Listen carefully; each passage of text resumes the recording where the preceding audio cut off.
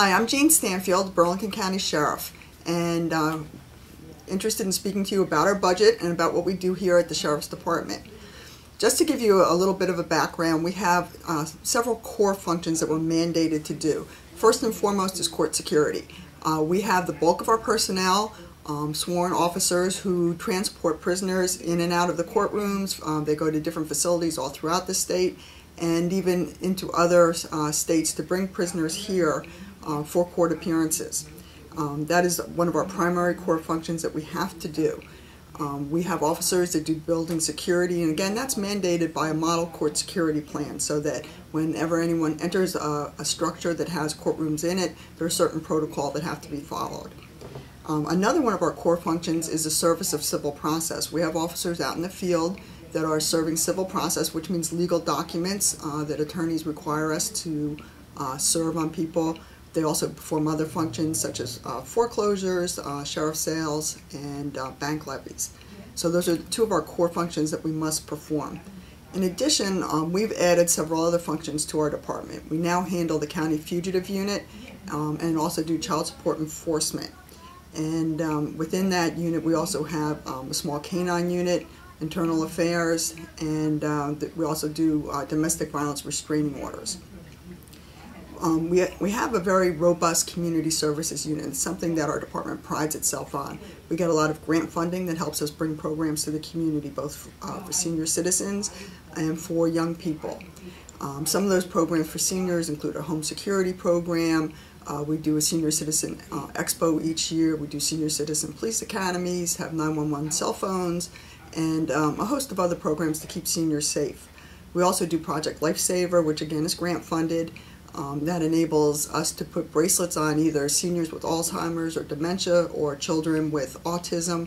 If they wander from home, we have tracking devices that are used to safely recover them and get them home. And we share some of this equipment with our local police departments in order to speed up response time. Other programs we do out of our community services unit, we do a lot of traffic safety initiatives, again grant funded. We do child safety seat checkpoints. We do public awareness, bike safety, pedestrian safety. We do speed enforcement, again grant funded through Division of Highway Traffic Safety, where our officers are out in the community doing speed enforcement and other traffic safety initiatives. We have other grants that allow us to do mentoring out in the communities in both Willingboro and Pemberton, and also proactive anti-gang enforcement. Our department hosts the Burlington County Gang Prevention Task Force, the County Anti-Terrorism Task Force, and the Traffic Safety Task Force. So we're very active out in the community. So that just gives you a little overview of what we do as a Sheriff's Department. This year in our budget request, we're looking for $5,114,702. It's up from our 2010 request, and these are some of the reasons. First and foremost, we have contracts both for our officers and our clerical employees where people have a built-in step system so that they get raises each year. So our salary's up, even though we've lost some personnel over the last few years due to layoffs. Our salary would increase and benefits would increase because of the contractual provisions. Our operating expenses are going up slightly, and I'll explain why. We have, in the past, we have several maintenance agreements that have been funded through our county IT department. Right now, that is being put back on our department to fund those.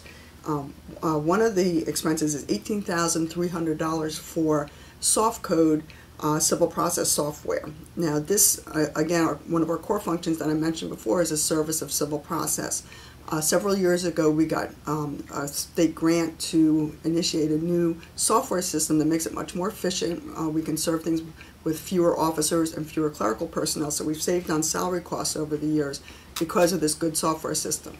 However, there's a very expensive maintenance agreement, and again, $18,300 that was previously in a budget for another department, now is coming back to our budget, which increases our bottom line.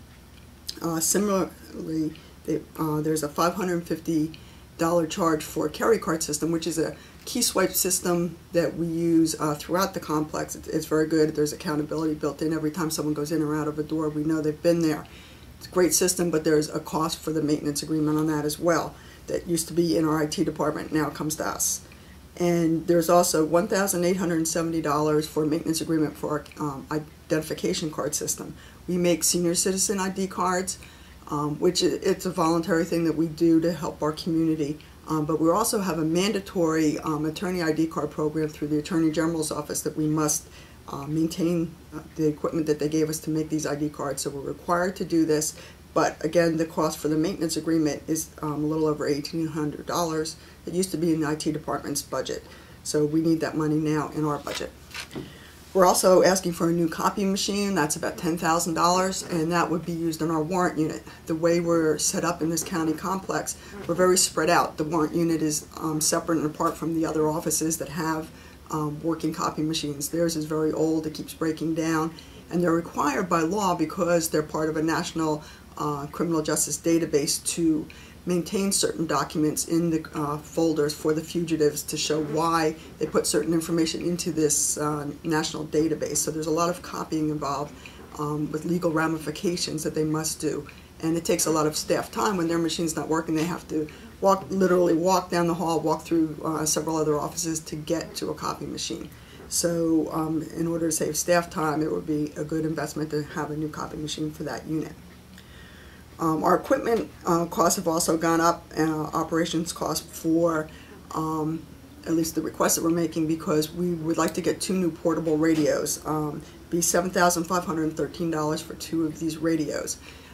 Right now, the portables that we currently use are no longer being manufactured. That means if they break, replacement parts are hard to find. We're kind of cannibalizing different radios right now, trying to make them work, but we need to gradually begin replacing our radios. We have 73 sworn officers, all of whom need radios. So we want to begin gradually replacing them, and if we have a radio that breaks that can't be fixed, we need to be able to put a new radio in an officer's hand immediately.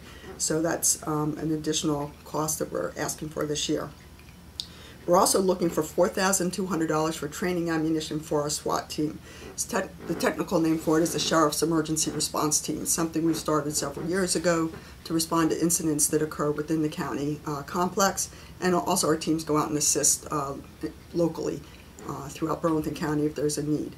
But practice and training is a very important part of this. It's actually required by national standards, and they need ammunition to do that. So the cost of that is $4,200 that we're seeking. And we also need to replace our pepper spray. Every 3 years, the officers have to be reissued fresh pepper spray to make sure that it's in working condition, and the cost for that is $1,020. So again, those are some of the increases in our operations budget, and we're seeking your approval this year for that. Thank you.